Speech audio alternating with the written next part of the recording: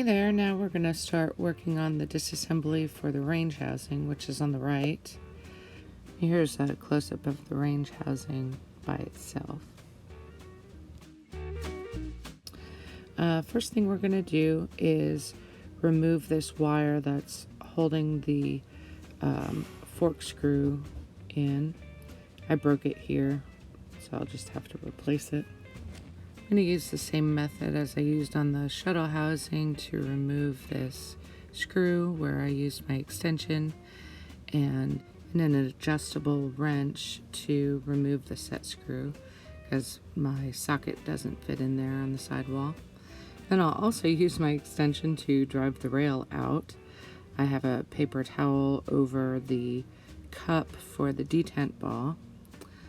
I didn't feel anything hit the cup, but apparently the ball can press the cup out at you.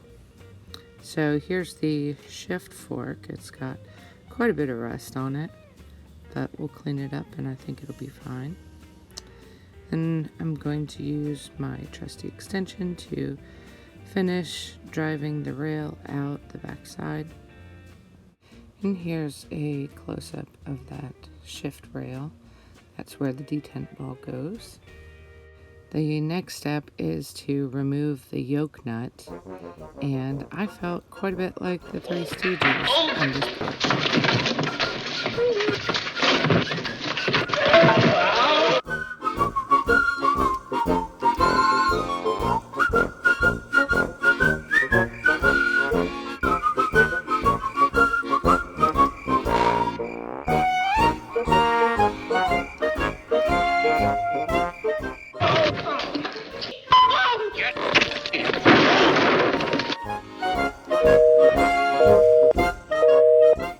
This guy took several hours, actually over several days, to remove, but eventually I borrowed a friend of mine's battery impact gun.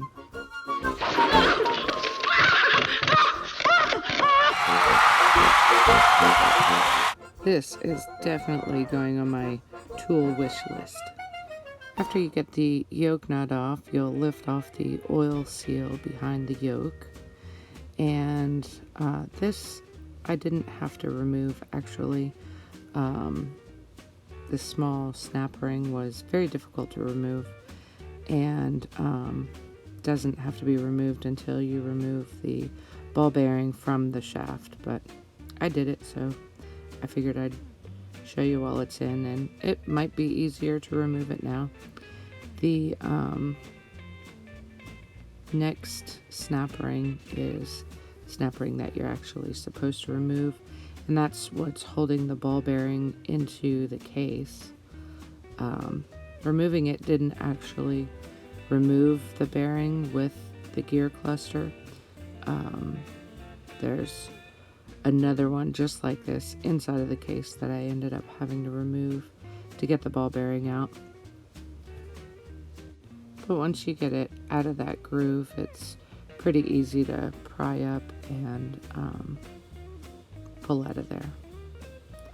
So there is the front bearing snap ring. Then we're going to flip it over to the back side, and we have to remove this thicker, smaller snap ring that's on the other side of the shaft.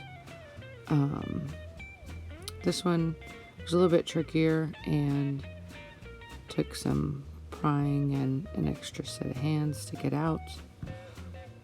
Sometimes it just seems to be difficult to separate a snap ring while at the same time applying the kind of pressure that you need to lift it up and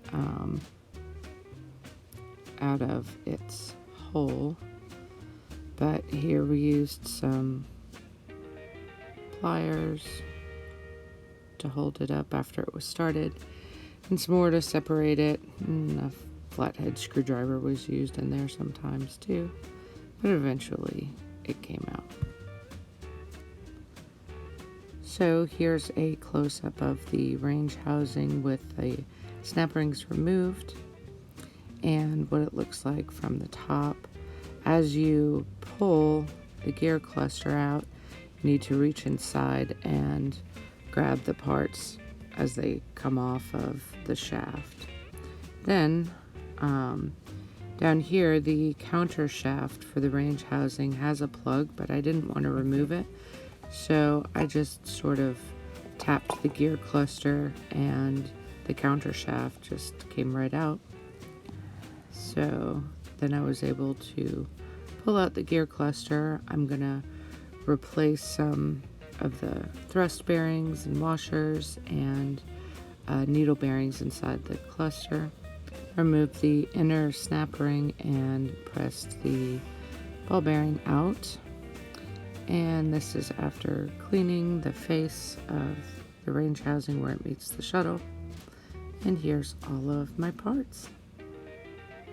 I hope this helps. Take care.